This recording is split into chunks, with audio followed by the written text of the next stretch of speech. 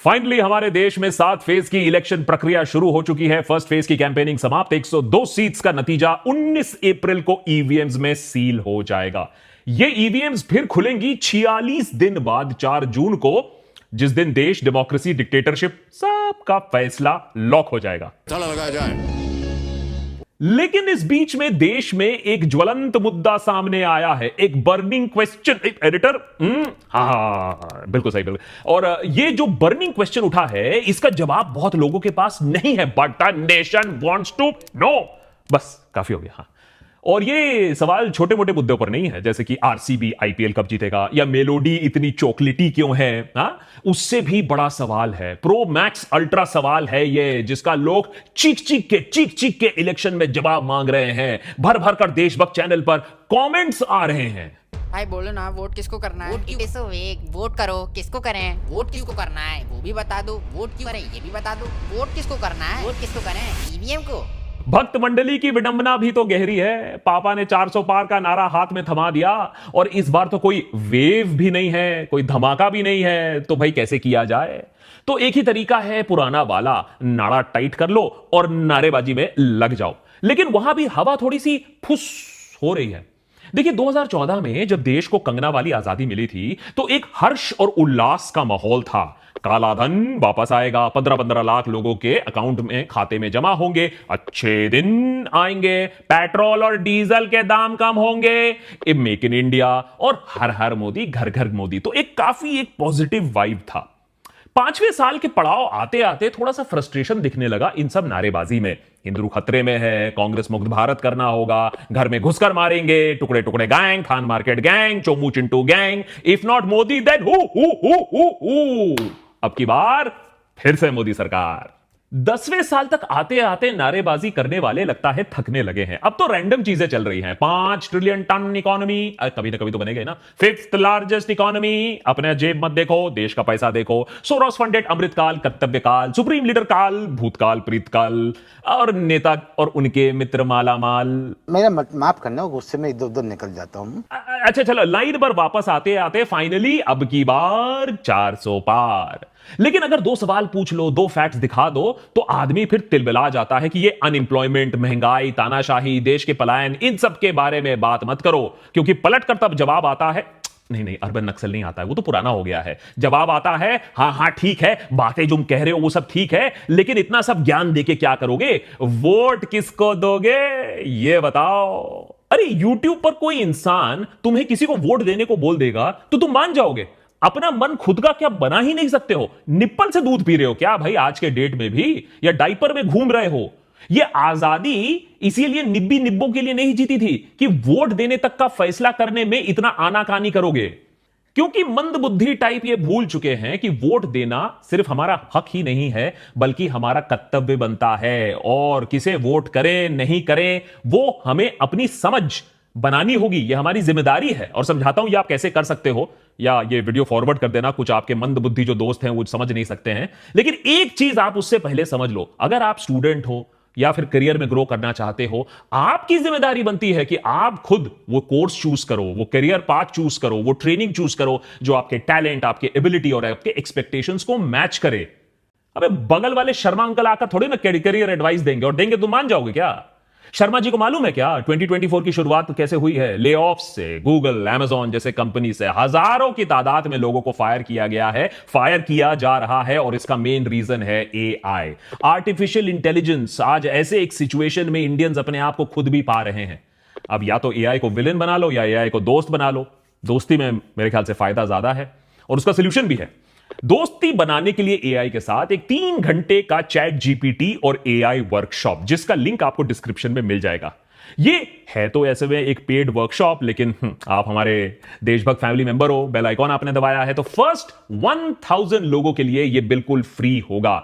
Almost 10 lakh लोगों ने ये वर्कशॉप ऑलरेडी अटेंड किया है, उससे फायदा लिया है, और ये AI की मदद से आप अपने करियर को एक नेक्स्ट लेवल तक ले जा सकते हो। AI की मदद से smart job hunting, unique and highly appealing resumes बना सकते हो, कॉम्प्लेक्स डेटा सॉल्यूशंस निकाल सकते हो, एक्सेल को एक इंटरेस्टिंग तरीके से सॉल्व कर सकते हो, और पर्सनल ब्रांडिंग को भी नेक्स्ट लेवल तक आप ले जा सकते हो। देशभक्त पर हमने खुद इस वर्कशॉप को अटेंड किया है, इससे बेनिफिट किया है। AI को हम अपने प्रोसेसेस में भी लगा चुके हैं। तो कंटेंट क्रिएटर हो, फाउंडर हो, फ्रीलांसर हो या कोई भी वर्किंग प्रोफेशनल हो, ये वर्कशॉप आपके लिए है। डिस्क्रिप्शन नीचे मैंने लिंक दिया हुआ है डिस्क्रिप्शन पे। पहले 1000 व्यूअर्स के लिए ये बिल्कुल फ्री है। चलिए, आर्टिफिशियल इंटेलिजेंस से अब वापस थोड़ा सा ह्यूमन इंटेलिजेंस पर आ जाते हैं, क्योंकि बात यहां देश की हो रही है। अंग्रेजी हुकूमत से आजादी दिलाने के लिए न जाने कितनों ने अपनी जान दे दी, अपना सब कुछ निछावर कर दिया। देश के फाउंडिंग फादर्स ने न जाने क्या क्या सपने देखे थे हमारे लिए। बाबा साहब अंबेडकर की नेतृत्व में एक ऐतिहासिक संविधान की रचना की गई। विचार विमर्श करने के बाद संसद में उसे पारित किया गया। 1947 में यूनिवर्सल फ्रेंचाइज या यूनिवर्सल सफरेज दुनिया में एक नया कॉन्सेप्ट था। काफी हिस्सों में एक नया कॉन्सेप्ट था। वो डेमोक्रेटिक अधिकार जो पूरे देश में सबको वोट का अधिकार देती है। Male, female, specially abled, super rich, super poor, caste, creed, religion, sexual orientation, village, city, mountain, जंगल, किसी से फर्क नहीं पड़ता है। हर नागरिक के पास एक समान अधिकार है, एक वोट है। हमारे देश में और दुनिया भर में लगभग सभी देशों में 18 साल को एक स्टैंडर्ड मापदंड माना जाता है वोटिंग के लिए, क्योंकि यह माना जाता है कि इस उम्र में डायपर से निकलकर एक इंसान अपने पैरों पर खड़ा हो जाता है, शेव करने की भी उम्र आ जाती है, थोड़ा पढ़ लिख जाता है, सिविक्स की कोई किताबें टटोल लेता है, दुनिया के बारे में कुछ समझ लेता है, अपनी इंडिपेंडेंट थिंकिंग शायद बना चुका है और देश के भविष्य के लिए वोट डालने की क्षमता रखता है। लेकिन फिर भी वोटिंग से ठीक पहले सवाल यही सुनने को मिल रहा है। लोग पूछ रहे हैं चीख चीख के, भाई वोट किसी को भी दो, वोट तो बीजेपी को जाता है, तो किसको वोट करें भाई? चलो मान लिया वोट करेंगे, लेकिन खुल के बताओ किसको वोट देना है? उफ, ये लाचारी, किसको वोट करें? क्यूट क्रश होने पर तो किसी से नहीं पूछा कि किस पर क्रश करें। दिल पर इलू इलू लिखने से पहले तो पूछा नहीं कि किसको दिल दें, तब तो 1 सेकंड में खड़े हो गए। एडिटर, ये बदमाशी मत करो यार, फैमिली चैनल है।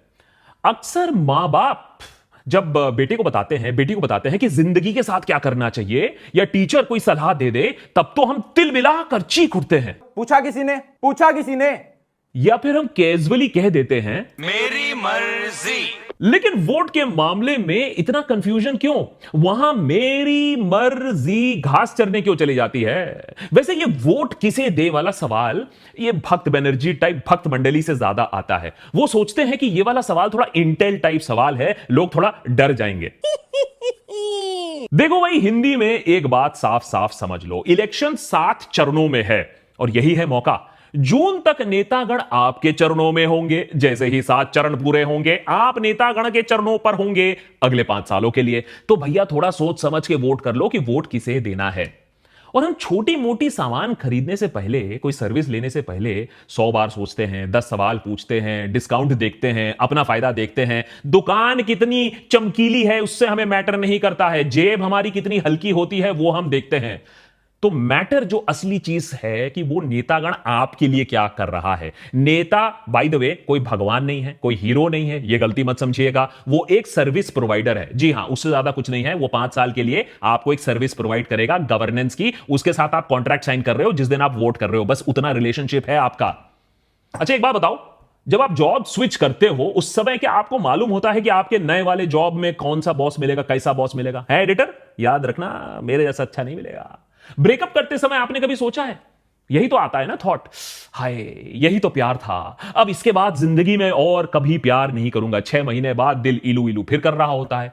तो पॉलिटिशियन से ऐसा क्या प्यार है कि आप कसमें वादे खाकर बैठे हो कि बस यही है और कोई नहीं हो सकता है? अरे बड़े बुजुर्ग कह गए हैं, बच्चों का डायपर और नेता टाइप लोग दोनों को बराबर बदलना चाहिए, उसी में समझदारी है, नहीं तो दोनों से बांस आने लगती है।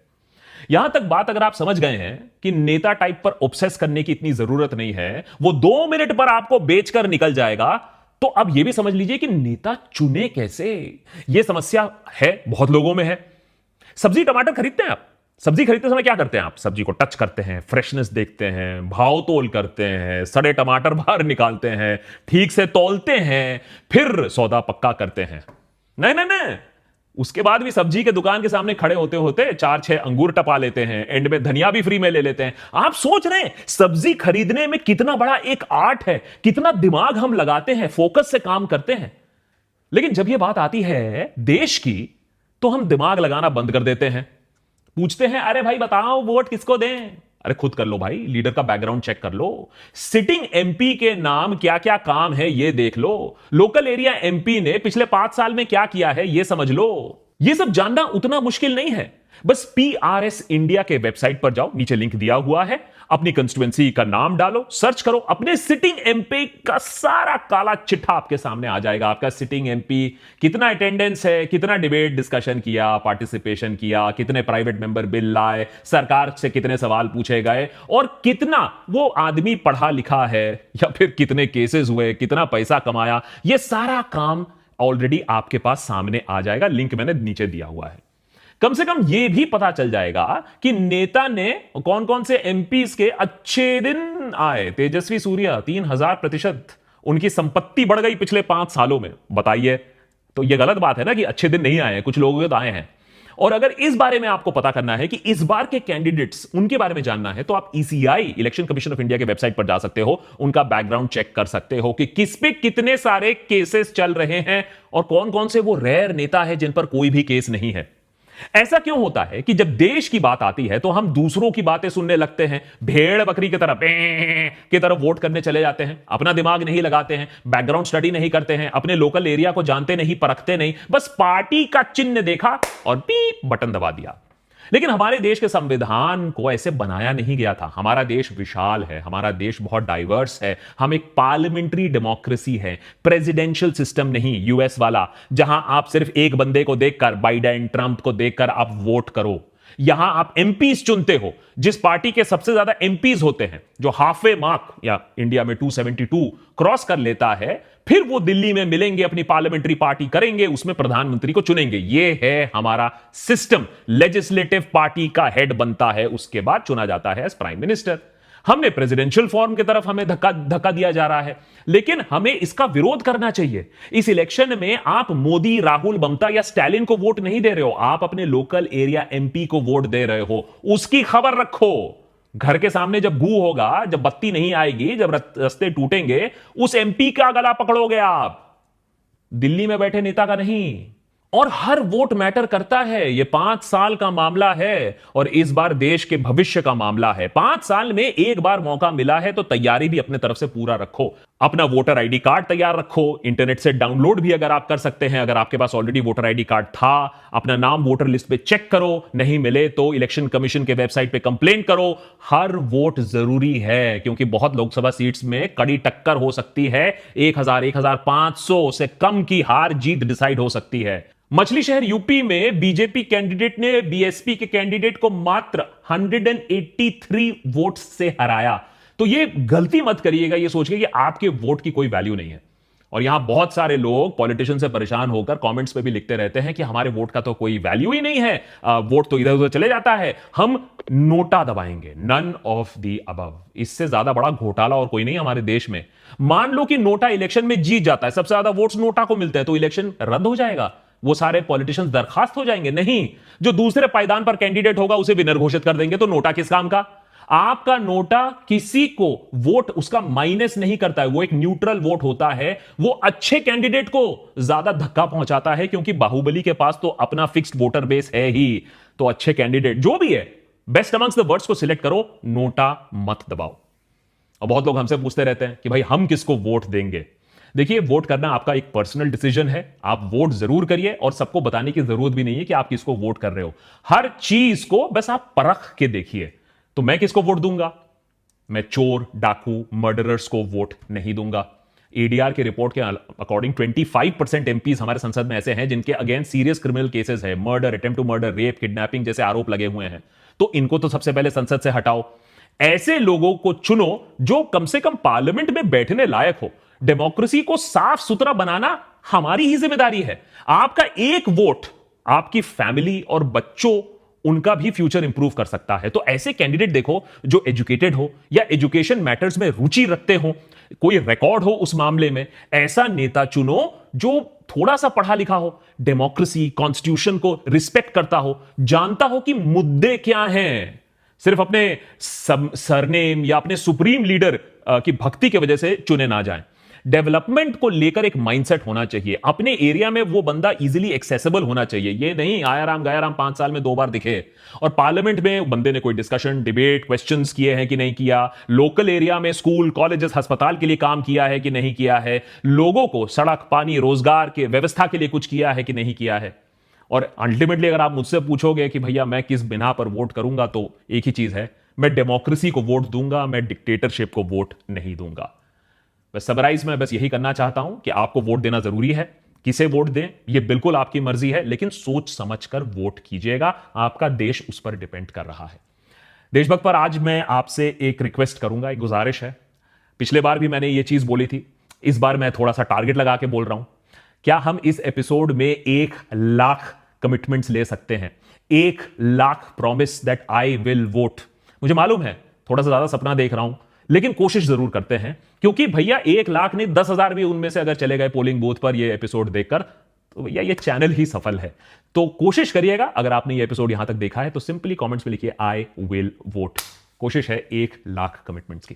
Thanks very much for watching.